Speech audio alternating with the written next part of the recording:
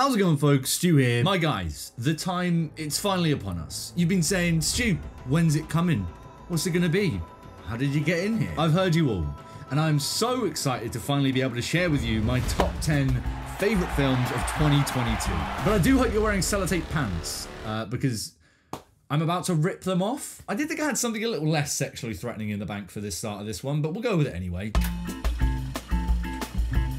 2022, wow, wasn't that a year, huh? It felt like a good one, I reckon. I think we had a bunch of films which are delayed from the pandemic, which we finally got, which was nice. We had some big films in cinemas, which was awesome. We had a bunch of smaller gems which always seep through the cracks, which just blow us all away. Pretty well-rounded year, if you're asking me, which you are because you've clicked on my video. Listen, my list is always a little later than everyone else's. You've no doubt noticed that because it's not the beginning of January, it's the end of it. Being a Brit, we get a lot of the more acclaimed films that everyone else was getting the latter half of 2022 after the new year. It's annoying, we just have to get past it. They come in a weird time where I still consider them 2022 films, but I guess some people out there are going to be saying, it's technically a 2023 film for you, you filthy Brit. Well listen, I make the rules here. So if you don't agree, you can grab a knife and fork and tuck into my butt. As usual though, no honourable mentions here, because I say it every time, there's nothing honourable about getting mentioned. You don't turn up to a party and say, yeah, I'm not on the guest list, but I'm pretty sure they thought about me. Get out of here. Honourable mentions,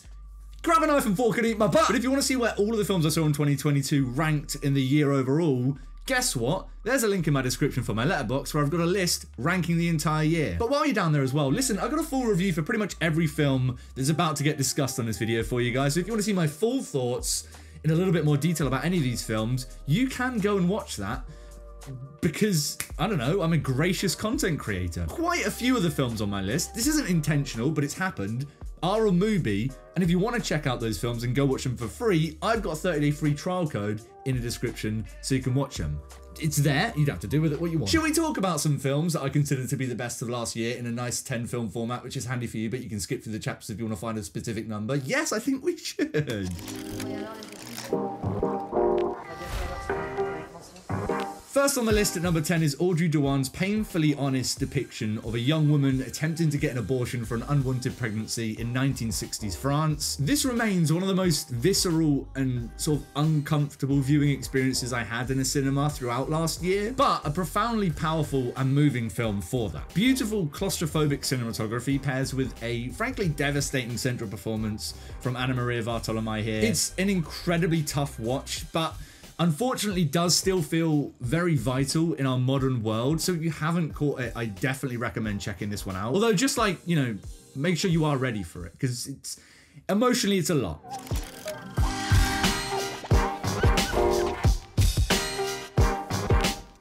Any new film from South Korean mastermind Park Chan-wook was always going to flirt with that best of the year list, but I'm so happy that Decision to Leave hit my expectations proudly. Such a precise and surprisingly fun inflection on the neo-noir genre that only someone like Park could really pull off here. The usual slickly woven narrative and that kind of so slick it's frankly unfair visual flair are all present here. But for my money, Tang Wei delivers one of the best performances I saw last year. She is so good in this constantly twisting character here. Oh my god, I'm in love with her. If you're a fan of detective procedurals and forbidden romances being just smushed into one delicious visual feast, then I'm kind of frankly astounded that you haven't caught this one yet.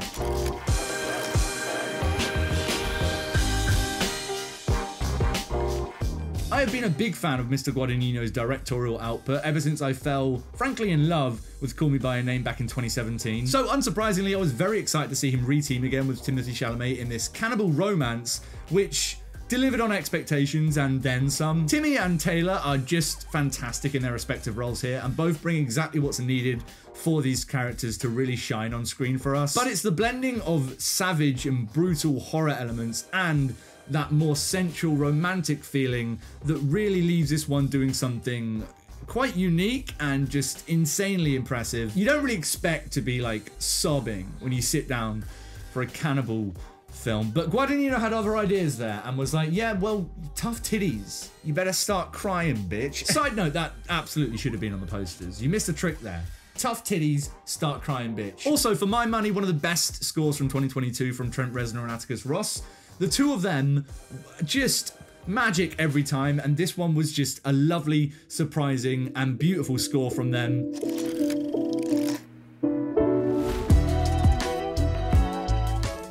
Hlynur Pálmason's patient and stunning Godland is probably the hidden gem this time around, but honestly, if you're a fan of slow cinema, then this is an incredibly rewarding and exquisite watch. I think this is probably the best shot film of 2022, by like quite a stretch. This story of a priest traveling the remote Icelandic countryside feels on paper like it might be a little bit too simple to deliver fully in its longer runtime, but honestly, it's so good here. I'm always saying that often these smaller films can be just as deserving of that big screen experience, and the stunning cinematography on display here means that this is definitely one that you do not want to be missing. Also, just another notch on that I desperately need to go to Iceland, don't I, belt. I mean, I need to get over there. Hopefully my experience won't be quite the same as the priest has in this film, but we can only hope.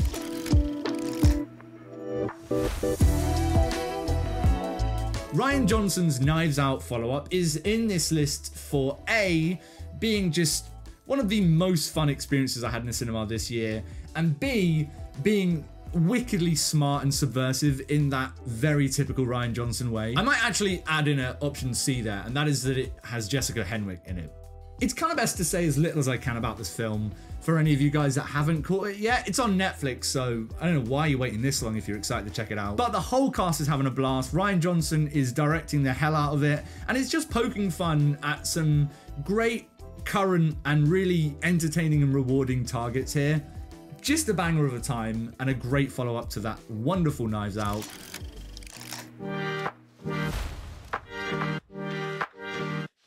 This one is one of the caught it after the new year but absolutely had to make it onto the list picks. Todd Field's Tar is so immaculately and patiently told that I knew very quickly here that I was watching something very memorable. A wickedly rich character study here about a conductor that gets swept up in this whirlwind of allegations. Cate Blanchett is absolutely stunning and never not wholly absorbing and engrossing to watch on screen here as Lydia Tarr. But every single scene of this film, despite its 2.5-hour runtime, is so confidently considered and layered without ever revealing too much to its audience at any particular point. It is an insanely rewarding and engrossing watch that I just immediately wanted to go back in to watch all over again. It's a stupidly good character study that threatens to just overtake your entire brain if you let it cling on. God, it's good. It's so good.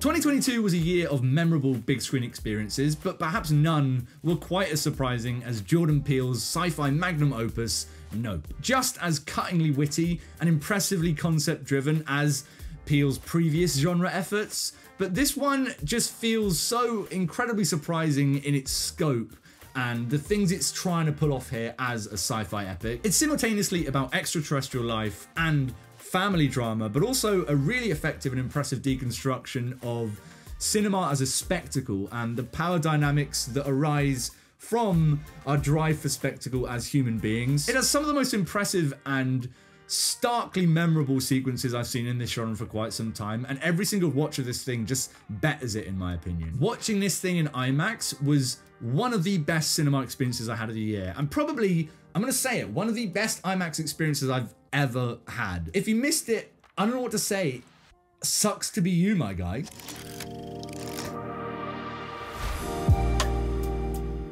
This one feels a lot like a 2021 film, at least from its festival buzz phase, but Joachim Trier's stunning, creative, and emotionally bruising look at love and life through the lens of a young woman living in Oslo did come out in 2022 in the early half in March, and it held the top spot of this list for well over half of the year. In terms of my Letterboxd ratings for every film on the list here, this one is the first full 5-star rating I've given, and it deserves every one of those stars. It is a film which consistently rewards on every rewatch and just has so many different moments and beats which just get better the more you think about it and every time you sit down to watch it. I very quickly fell in love with Renate Reinsve's wonderful depiction of young hopelessness, I guess we could call it, in the central character here. But Anders Danielsen Lee, I think, just consistently ruins me and stuns me with his very powerful performance here.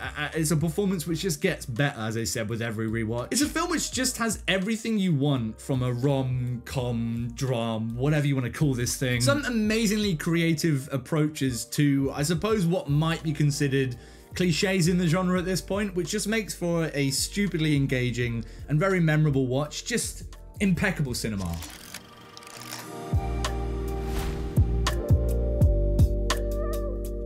I missed the world premiere of the Daniels multiverse hopping everything everywhere all at once back in March at South by Southwest by a matter of hours, thanks to a slightly later flight than we'd expected. And I will forever be gutted that I had to wait months more whilst everyone talked about how good this film was before I could fully experience the wonderful, creative, batshit, abstract, nuts, emotionally powerful multiverse comedy drama film that they ended up coming out with. I've seen it a handful of times now, and it is just such a charming, creative, and emotionally resonant watch. I just love this film. I was a big fan of the Daniels' previous efforts in Swiss Army Man, but Everything Everywhere All at Once just sort of expands and heightens on everything that they do so good as directors. It's a film that is brimming with balls to the wall imagination, but is helmed by two of my favorite performances of last year in Michelle Yeoh and Ke-Huy Quan, who both just completely smashed this thing. Watching the two of them on screen here and the sort of, on the one hand, playfulness of their roles, and on the other hand, emotional devastation of their roles, it's just so good. But above everything, the thing that I love the most about this film, and the thing that keeps me coming back for more every time, is just the pure cinematic imagination behind the cameras here. It's a film that, as a creative person, just never doesn't inspire me to just make shit. And I'm kind of a little bit devastated that I'd never make a film as good as this one, probably. But sometimes you just click with a film's personality, and this film is just, it's just me in a film, dude. I love this shit. But now, though, we are finally at the pearly gates of 2022. No one's died, except maybe my emotional durability. But we are here at what is my favorite film of 2022. Whew, deep breath.